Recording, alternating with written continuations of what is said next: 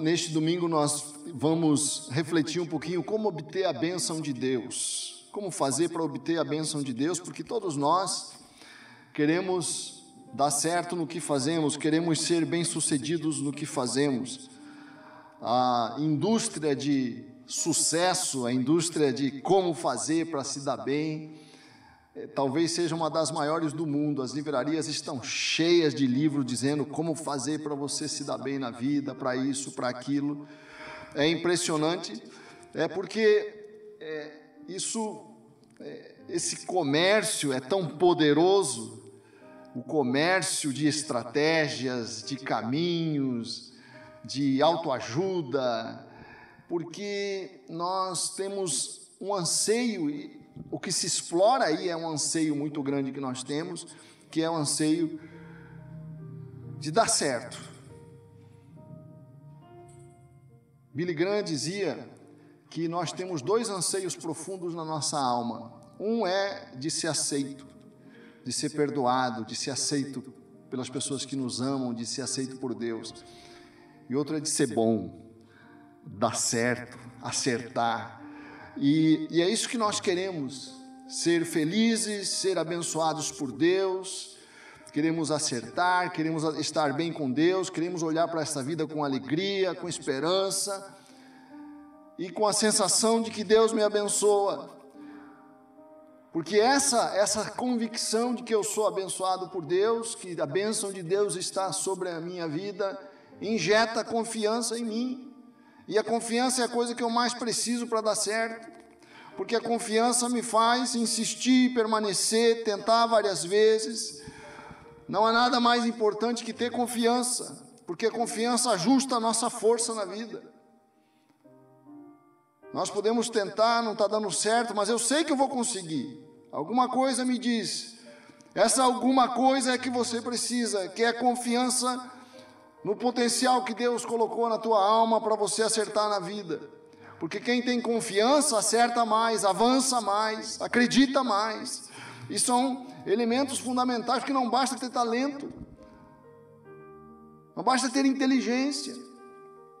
Quantas pessoas inteligentes aí estão afundadas em depressão, morrendo, ricas. Não basta você ter os recursos necessários. Eu preciso sentir no meu peito que a vida é boa e vale a pena e eu vou dar certo nela. Essa sensação é fundamental para a alma humana. Tem um salmo na Bíblia que fala sobre a bênção de Deus, sobre a tua vida, sobre o teu trabalho, sobre a tua casa, que é o Salmo 128.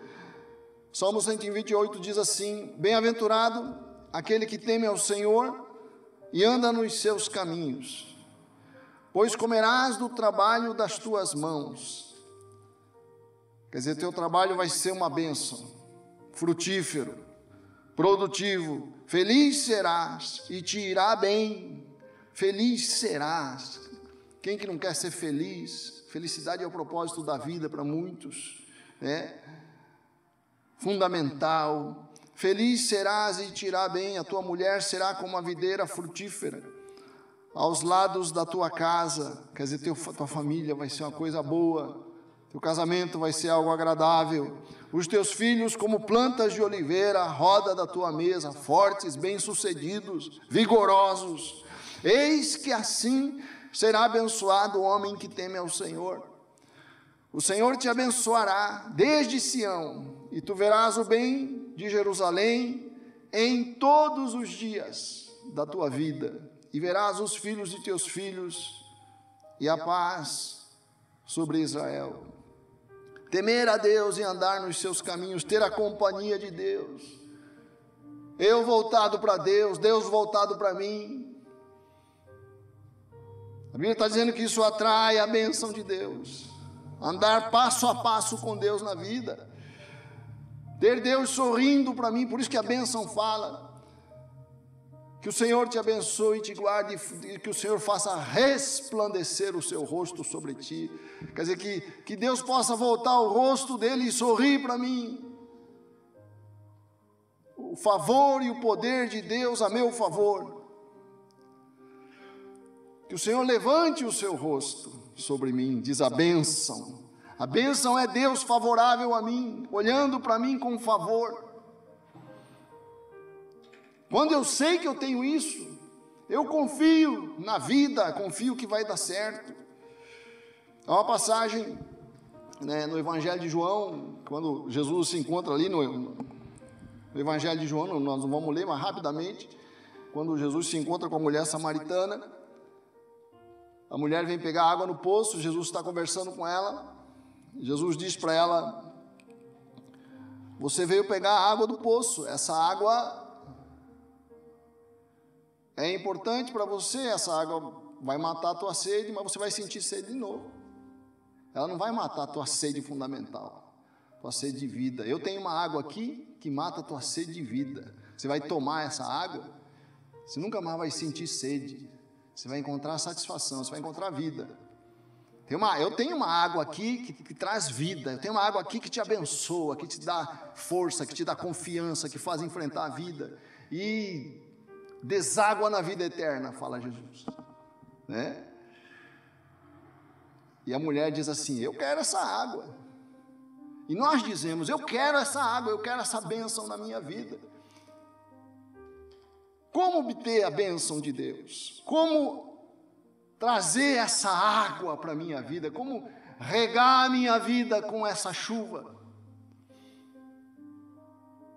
Primeira coisa que nós temos que saber, para nós termos a bênção de Deus, a primeira convicção que deve encher a nossa alma é que nós já somos abençoados por Deus. A Bíblia diz isso com toda clareza. Nós já somos abençoados. Você precisa dessa convicção, você precisa dessa certeza. Nós precisamos de algumas certezas na vida, certas coisas que são seguras, que eu não duvido nunca, que eu não me permito duvidar. Certas coisas, certas certezas, nós não podemos abrir mão. E uma é esta: eu sou um homem, você é um homem e uma mulher abençoado por Deus. Por quê? Porque a Bíblia diz, lá em Efésios capítulo 1, verso 3, a palavra de Deus fala: bendito Deus e Pai de nosso Senhor Jesus Cristo, o qual nos abençoou com todas as bênçãos espirituais nos lugares celestiais em Cristo. Preste atenção no tempo do verbo. Nos abençoou, diz a palavra. Quer dizer, Paulo não está pedindo a bênção de Deus. Paulo não está dizendo que ele vai ser abençoado. Ele está agradecendo a Deus porque ele já foi abençoado. Essa é a convicção que ele tem aqui. Essa é a certeza que ele traz na alma. Eu já sou abençoado, né?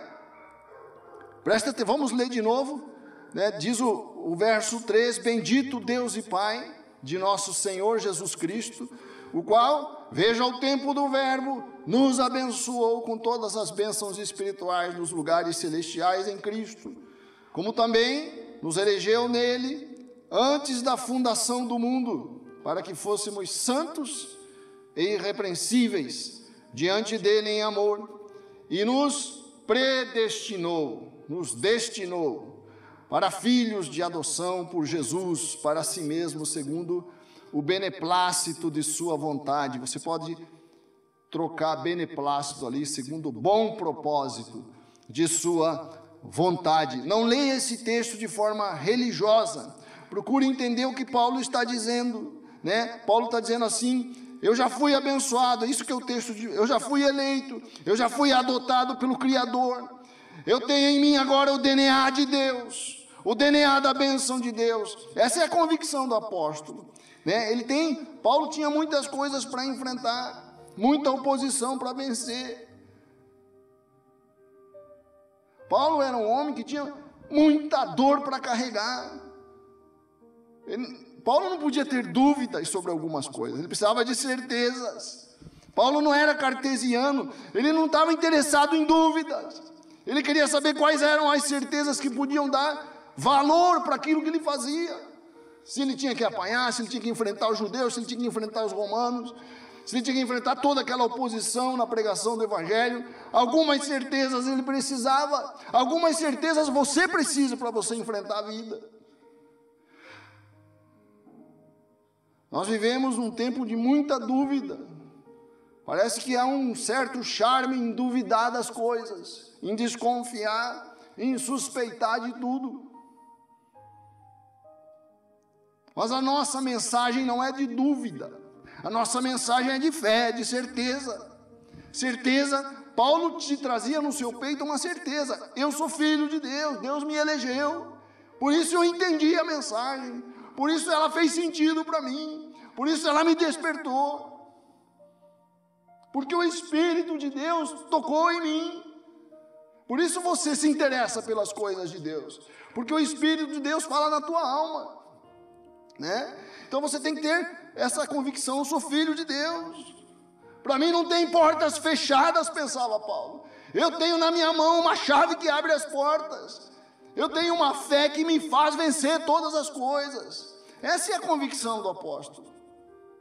Essa é a convicção que nós precisamos trazer nesse tempo em que o mundo duvida de tudo. Duvida da vida, duvida do casamento, duvida da fé, duvida de Deus. As pessoas duvidam de tudo, mas nós não podemos duvidar. Nós temos que ter certezas. Como é bom ter certezas na alma. Como é bom ter certeza que as coisas valem a pena, que a fé vale a pena, que a igreja vale a pena, que a casa de Deus vale a pena. Não namore a dúvida. Vivemos num tempo em que é charmoso duvidar. Mas você precisa de uma certeza: eu sou abençoado por Deus. É isso que Paulo está dizendo para nós, para a igreja, para o povo de Deus. Hoje, sabe qual a vantagem de você ser abençoado e ter a convicção: não, mas eu sou um abençoado. Não é arrogância, não é presunção, é fé no que Deus diz. É dar credibilidade ao que Deus afirma. Quando eu falo eu sou abençoado, eu estou dando crédito à palavra de Deus. E há uma vantagem nisso, porque quando eu trago essa convicção, eu tenho uma força para o tempo em que as coisas não dão certo. Paulo teve uma força para o tempo em que ele estava na prisão, para o tempo que ele era torturado. Nós também temos que ter uma força para o tempo em que nós estamos enfrentando coisas duras, difíceis.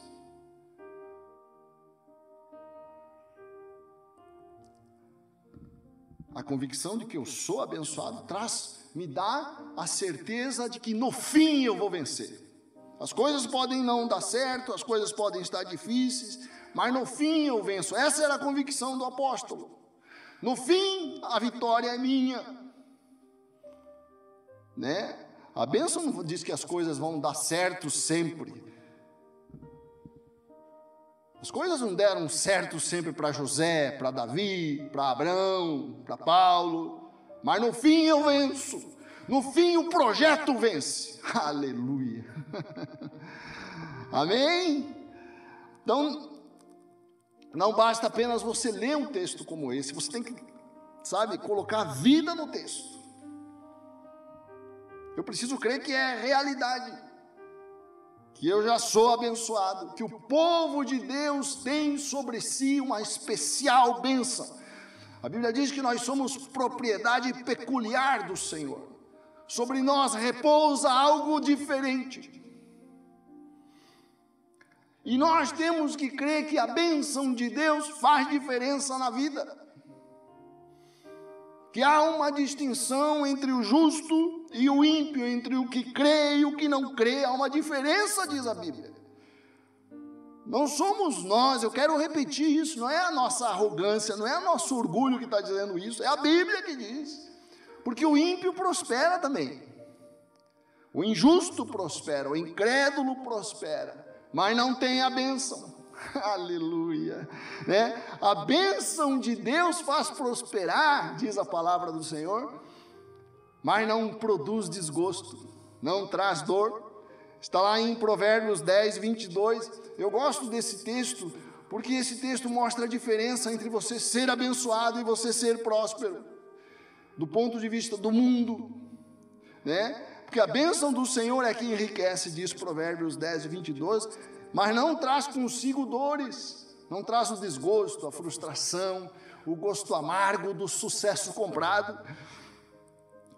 Não há desgosto, não há dor, não há amargor, não há conflito em casa,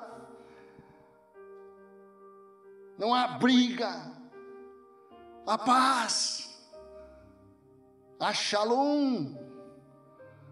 Nós não queremos prosperar sem a bênção, antes a bênção, depois a prosperidade, porque nós valorizamos a presença de Deus em nossas vidas. O homem moderno despreza a bênção de Deus. Ele pensa que a bênção de Deus não faz diferença. Ele olha com desdém para a fé dos homens que creem. Casar na igreja para quê? Batizar para quê? Ceiar para quê? Para que ceia? Para que aquela coisa? Porque ele não entende o sagrado. Nós entendemos. Ele perdeu o sentido do que há mais precioso e sublime na vida, que é o sentido do sagrado. Aquilo que Deus falou para Moisés: tira a sandália dos seus pés, porque você está pisando em terra santa. Há um lugar que é santo, há um lugar que é sagrado, há uma dimensão, hein? De onde vem a bênção que nós precisamos para vencer na vida, com a bênção de Deus que não traz desgosto. O homem moderno olha com desdém para Deus e para a fé, para a igreja. Há um desprezo hoje por nós, mas nós desprezamos o desprezo, porque nós amamos a bênção de Deus. Diz a palavra de Deus, lá em Salmos 109, Salmo 109, verso 17, a palavra fala assim: visto que amou a maldição, ela lhe sobrevenha. E assim como não desejou a bênção, ela se afaste dele. Se você não valoriza profundamente a bênção de Deus, ela foge de você. E o homem moderno é assim, ele pensa que ele não precisa de bênção alguma. Por isso ele não busca a bênção de Deus nas coisas, quando ele casa, quando ele vai realizar um negócio, quando ele vai educar seus filhos, as coisas mais importantes da vida, ele não consulta o Criador, porque a bênção de Deus para ele é secundária. Se for secundária, ele pensa que o cosmos está aí por si mesmo. O crente não. O crente sabe que as luas e as estrelas estão a serviço de Deus, que Deus tem o controle e o governo sobre a vida e sobre a morte. A vida e a morte obedecem a Deus. O crente sabe que há alguém no céu, para quem não tem imprevisível, para quem não tem imponderável, para quem não tem acaso, para quem não é pego de surpresa nunca. Deus pisa nas armadilhas da vida. Deus ri das armadilhas da vida, porque para ele não tem armadilha nenhuma. Por isso nós confiamos nele. Quando nós temos que enfrentar o que nós estamos enfrentando, aquilo que não é esperado, aquilo que é imponderável, mas nossos olhos estão no nosso Deus. Então desejar a bênção, e quando eu digo assim, eu sou abençoado, eu não estou sendo orgulhoso não, porque esse desejo pela bênção de Deus, pelo favor de Deus, pelo rosto de Deus sobre mim, é uma postura de humildade, é uma postura de quem necessita de Deus e sabe que precisa de Deus. E Paulo fala aqui em Efésios que a bênção de Deus está a nosso favor, que nós estamos autorizados por Deus a dar certo. E eu preciso crer nisso, porque é a minha fé que atrai a bênção de Deus. É essa confiança, eu preciso dessa confiança, porque essa fé em Deus, fé na bênção, fé que Deus me abençoa, é que faz com que as minhas janelas se abram para que o favor de Deus entre na minha casa, na minha vida. Fé que Deus já me abençoou, que o mundo, o cosmos está a teu favor, porque Deus fez assim. Você acorda de manhã com outro espírito. Você acorda segunda-feira com outro espírito quando você acredita que a segunda-feira está a teu favor. Que se eu insistir, eu venço. Essa é a convicção do crente.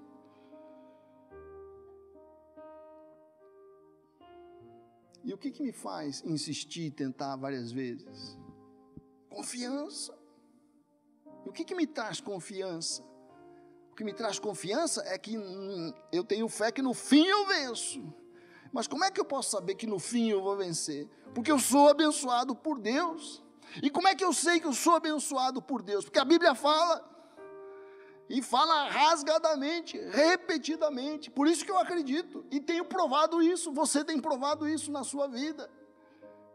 E por que eu sou abençoado por Deus? Porque Ele me elegeu para ser seu filho. Aleluia. E abriu as portas da vida para eu dar certo, para você dar certo.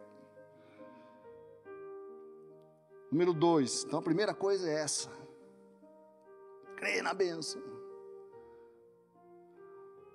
Desejar a bênção. Saber que eu já sou abençoado. Esse é o primeiro ponto. O segundo é saber que essa bênção tem um propósito.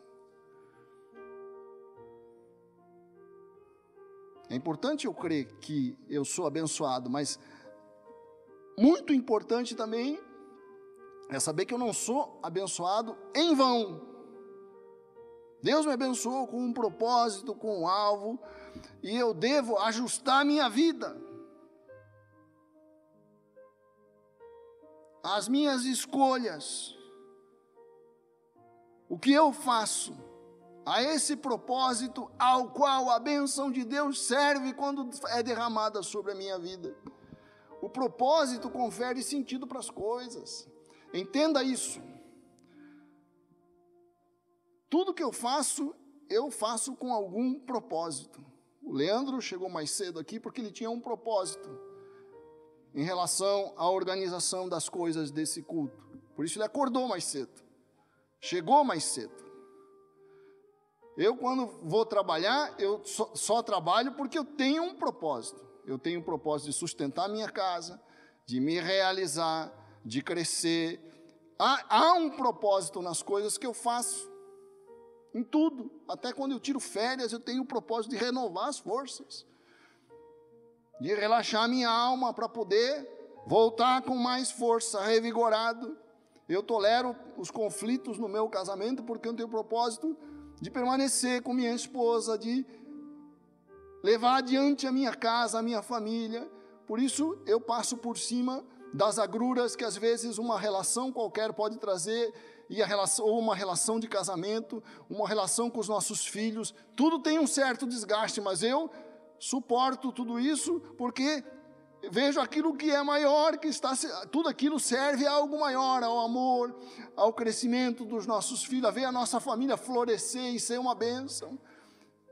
Por conta disso, por conta do propósito, as coisas valem a pena. Por isso eu tenho que entender, quando eu economizo, eu faço uma poupança, sacrifico algumas coisas, porque eu tenho um propósito ali na frente, com o qual, em relação à minha vida financeira, enfim, tudo que eu faço é orientado e ganha sentido com o propósito daquela coisa, não é isso? Propósito confere sentido para as coisas, e é da natureza humana buscar propósito nas coisas. Se a gente vê uma pessoa fazendo algo que a gente não está entendendo, por que ela está fazendo aquilo, a gente chega e pergunta, com que propósito você está fazendo isso? Nós precisamos, é da nossa natureza buscar propósito nas coisas. E Deus é assim, Deus nos fez assim. Deus é orientado por propósito. E a Bíblia diz aqui que Ele me abençoou, Ele me adotou como filho para sermos santos e irrepreensíveis diante dEle para o louvor da glória de sua graça. Diz o livro de Efésios. Eu tenho a benção de Deus, eu sou abençoado por Deus, não para minha glória, mas para servir ao propósito de Deus, de mostrar para o mundo que tem um Deus bom, que a vida vale a pena, que a fé tem sentido, e eu sou testemunha disso, e a bênção de Deus cai sobre mim para que eu seja uma boa testemunha de tudo isso. Há um serviço a fazer nessa vida, eu tenho que mostrar com o meu trabalho, seja você sapateiro, seja você açougueiro, seja você engenheiro, seja você o que for, no que você faz, você tem que brilhar a beleza de Deus naquilo que você faz, né? Na minha casa, na minha família. Deus me chama para a sua família, me abençoa, para que eu seja uma testemunha da família de Deus, para que eu seja um exemplo da família de Deus, um modelo da família de Deus, uma testemunha da família de Deus. Não é assim? O que nós desejamos para os nossos filhos, para as nossas filhas? No fundo, o que um pai sonha em relação ao seu filho? Que ele dê continuidade aos valores da família.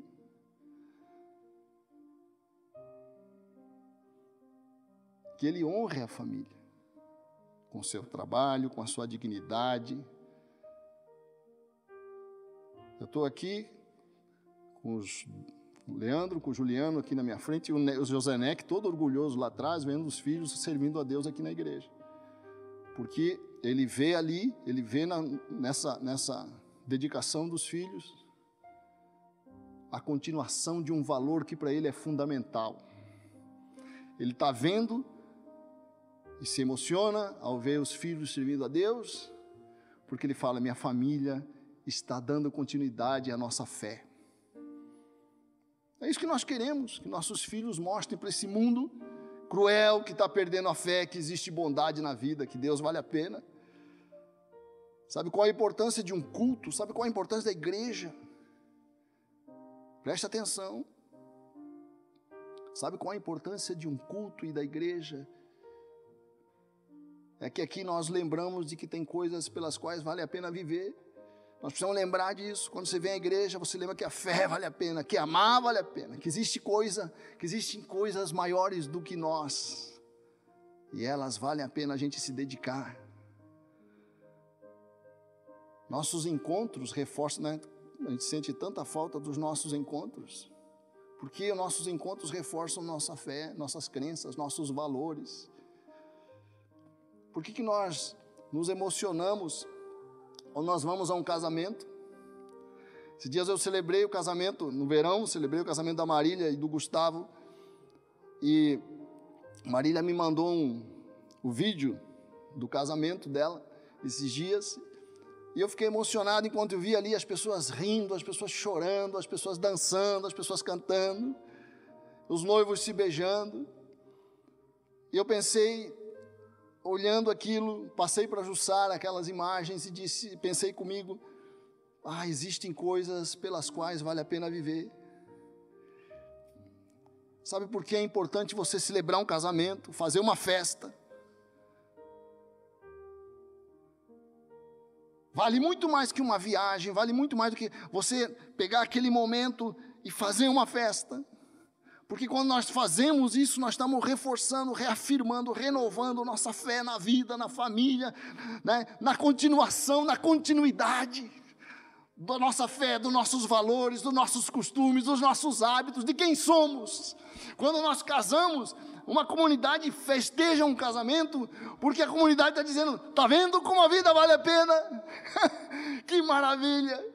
Por isso, eu gosto daqueles casamentos judaicos, em que as pessoas quebram o cálice, dançam, o noivo vai para o ombro de alguém, e eles saem dançando, celebrando, porque eles estão gritando, vejam como a vida é boa e vale a pena.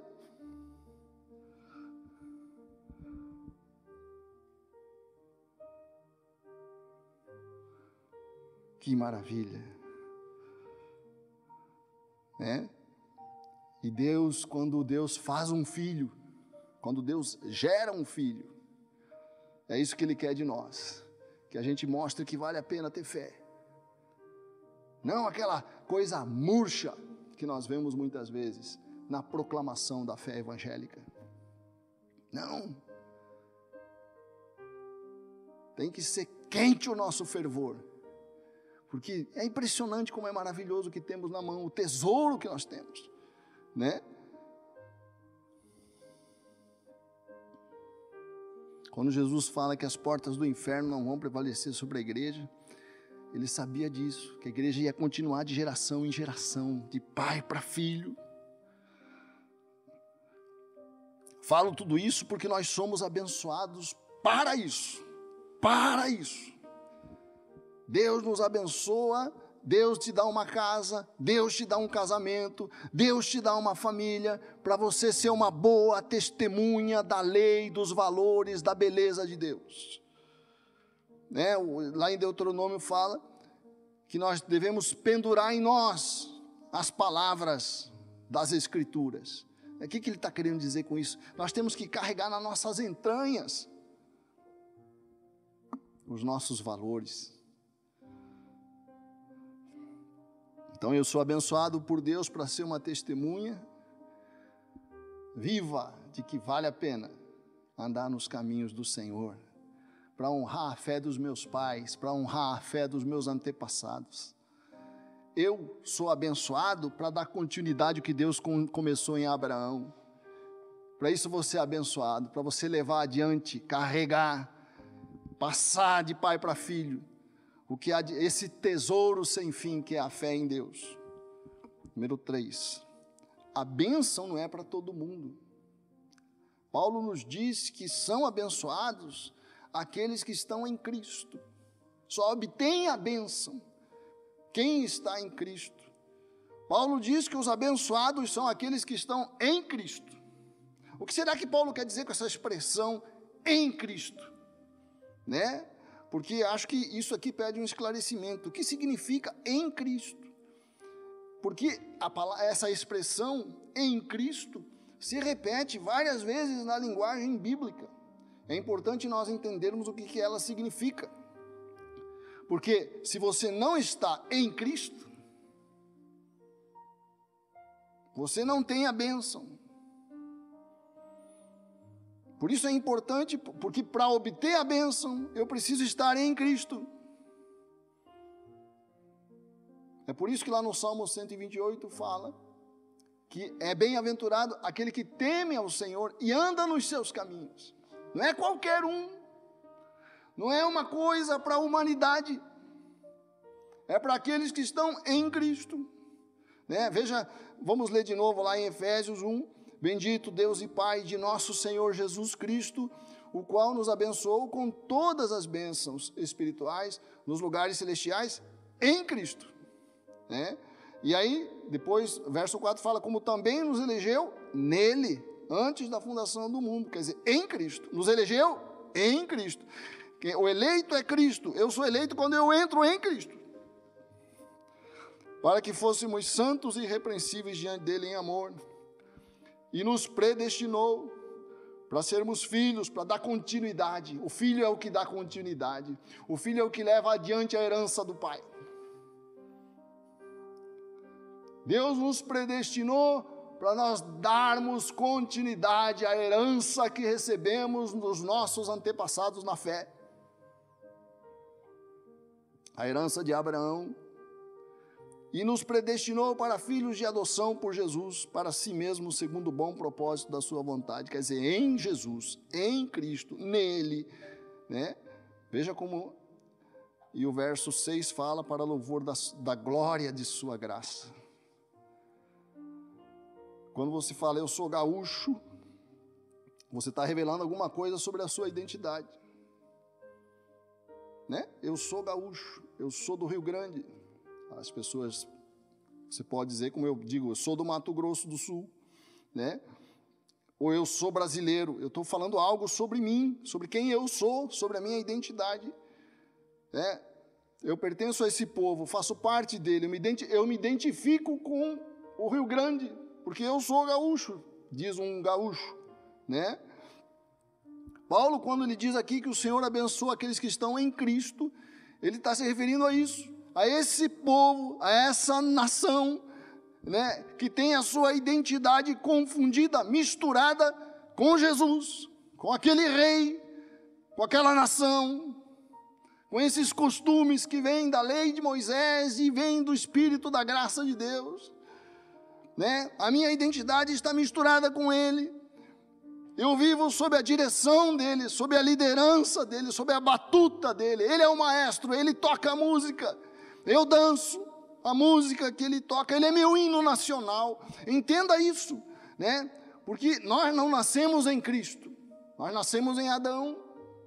Do ponto de vista bíblico, falando-se biblicamente, eu nasço em Adão, né? Mas quando ele se converte, ele sai de Adão para entrar em Cristo.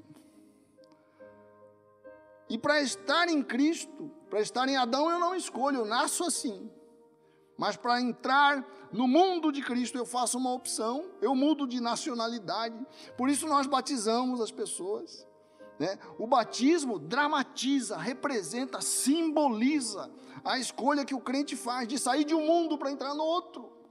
Por isso aquela simbologia de você mergulhar e sair, você está, né?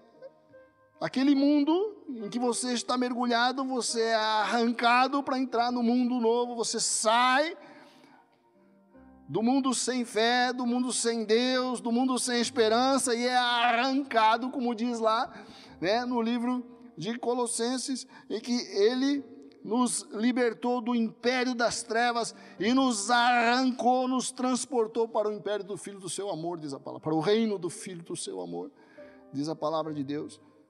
Quer dizer que eu saio de um reino para entrar em outro. Eu sou soldado de um diferente exército quando eu entro para servir a este rei, ao Senhor dos exércitos.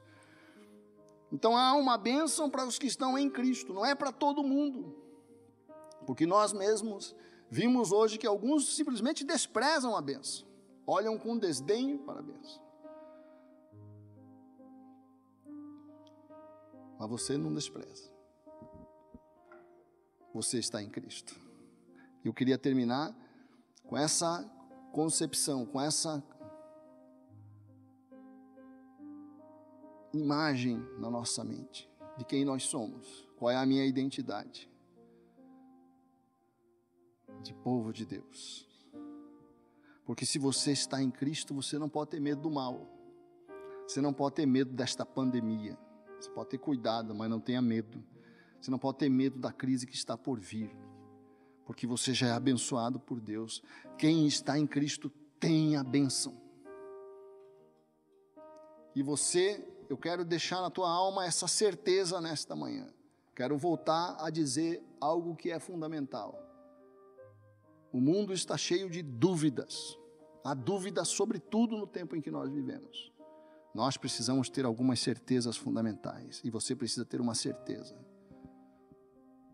de que Deus está a teu favor, que o rosto de Deus está ao teu favor.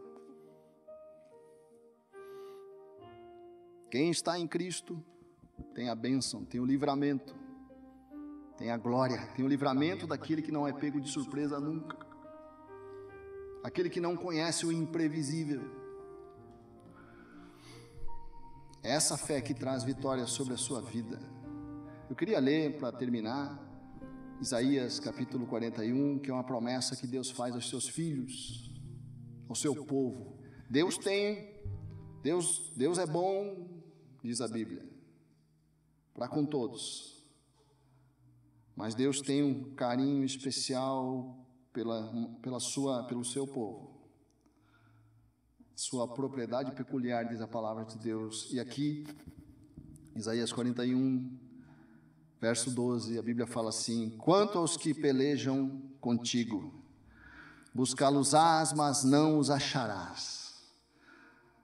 Quanto à adversidade, quanto aos temores, quanto aos obstáculos, quanto aos que pelejam contigo, buscá-los-ás, mas não os acharás.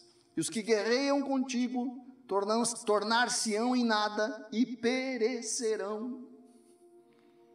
Porque eu, o Senhor teu Deus, te seguro pela tua mão direita e te digo: não temas, eu te ajudarei.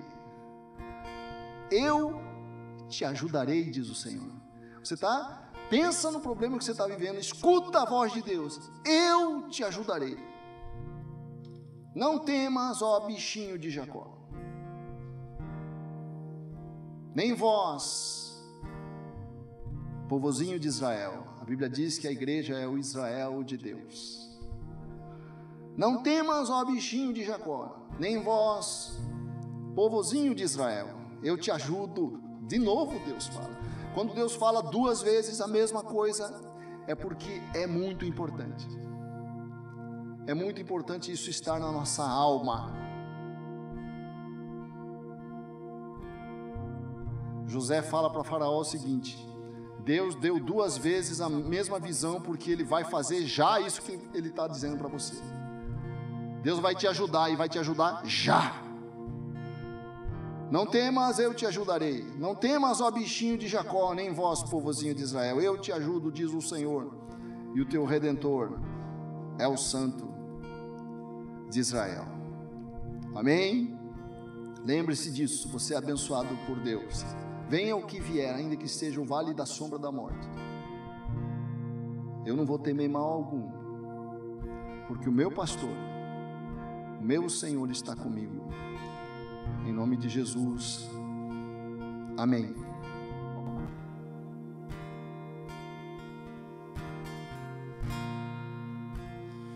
O medo já se foi,